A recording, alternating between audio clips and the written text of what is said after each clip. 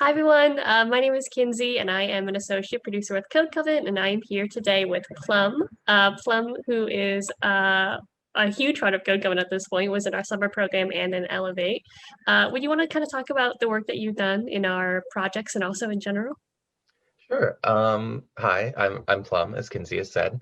I was part of the summer program as the only resident sound designer and only dedicated composer. So I worked on all four teams there.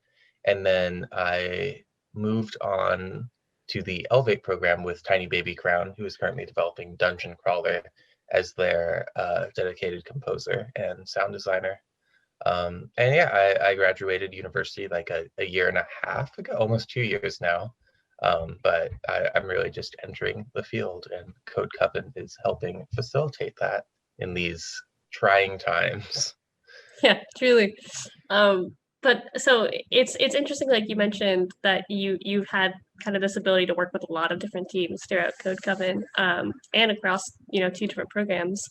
So I'm just kind of curious, what was it like hopping between projects, and kind of shifting that like theme of the work that you were dealing with? And I guess like were there any challenges or interesting things you ran into?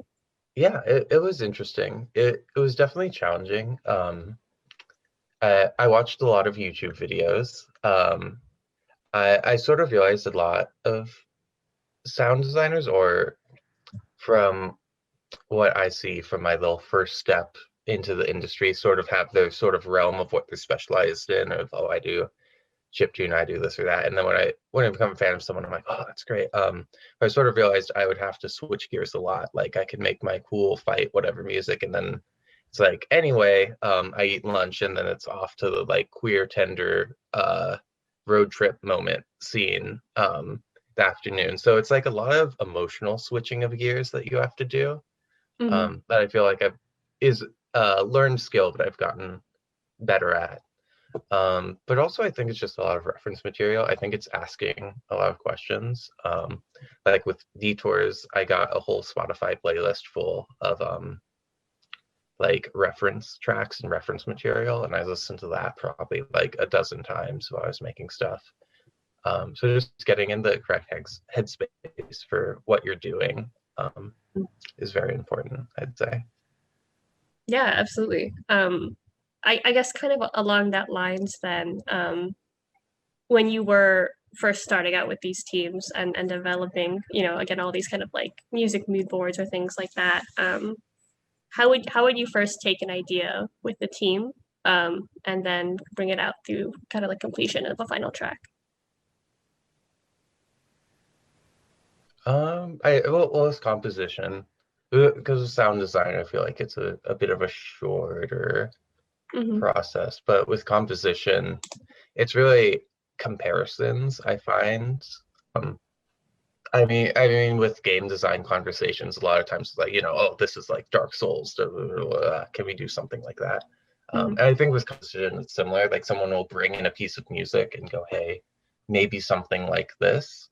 Um, and then I'll listen to all those, and then I'll go on YouTube and listen to other stuff like that.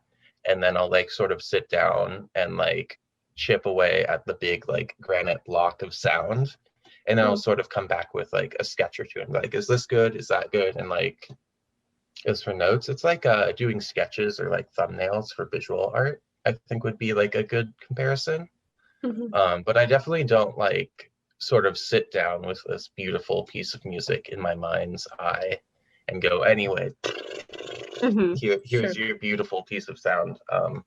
It's definitely more like, I don't know, growing a plant, I guess, Hmm. with feedback from the other gardeners. I don't know. The metaphor doesn't quite work, but yeah, it's a process, I think, of learning what you're actually trying to make while you're making it. Hmm. No, that's very like poetic. Um, I love that. But okay, well then, as we're wrapping up here, we've been listening to your music kind of throughout this event. And so I was wondering if you had any kind of final tidbit or anything you wanted to share about your music, your work, and then also where people can go and find more of it. I think if I had to say anything, um, I would have to, you know, just be awful and say thank you, Code Coven, for giving me this opportunity. I know I'm a queer, I'm a trans musician, and I feel like the reason I make music is I'm inspired by other queer and trans musicians. Like when I was still in university working as like a dishwasher at Pizza Kitchen, I was listening to the Meat Punk soundtrack by Josie Breckner, who's like also an amazing trans musician who I look up to.